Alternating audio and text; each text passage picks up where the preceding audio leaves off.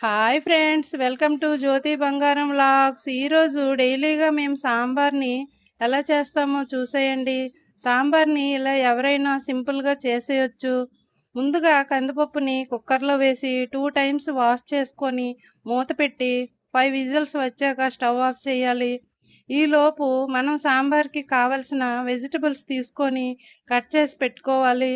ఇప్పుడు స్టవ్ మీద గిన్నె పెట్టి కొంచెం వాటర్ వేసి మనం కట్ చేసిన వెజిటబుల్స్ని ఒక 5 మినిట్స్ ఉడికించాలి. తర్వాత పసుపు, సాల్ట్ వేసి కాసేపు అయ్యాక మనం ఉడికించిన పప్పుని బాగా స్మాష్ చేసి వేసుకోవాలి.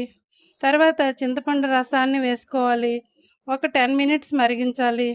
తర్వాత స్టవ్ ఆఫ్ చేసి సాంబార్ని పక్కన పెట్టుకోవాలి. తర్వాత ఒక కడాయి తీసుకొని సాంబార్కి పోపు పెట్టుకోవాలి. ముందుగా ఆయిల్ వేసి ఆవాలు, జీలకర్ర, మినపప్పు, మెంతులు, అల్లం వెల్లుల్లి, ఎండుమిర్చి, కరివేపాకు వేసుకోవాలి. పోపు వల్ల కూడా సాంబార్కి మంచి టేస్ట్ వస్తుంది.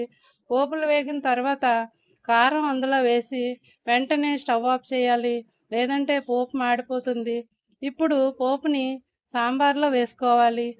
తర్వాత ఫైనల్గా సాంబార్ పొడి, కొత్తిమీర వేసుకుంటే గుమగుమలాడే సాంబారు రెడీ. ఈ సాంబార్ని కొత్తగా పెళ్ళైన వాళ్ళైనా బ్యాచిలర్స్ అయినా సింపుల్గా ఈ మెథడ్ని ఫాలో అయ్యి చెయ్యొచ్చు. చూశారుగా, సింపుల్ మెథడ్లో సాంబార్ని ఎలా చేశామో. మీరు కూడా ట్రై చేసి ఈ సాంబార్ ఎలా వచ్చిందో కమెంట్ చేయండి. అలాగే మన ఛానల్ని సబ్స్క్రైబ్ చేయండి. Thank you for watching. Bye bye.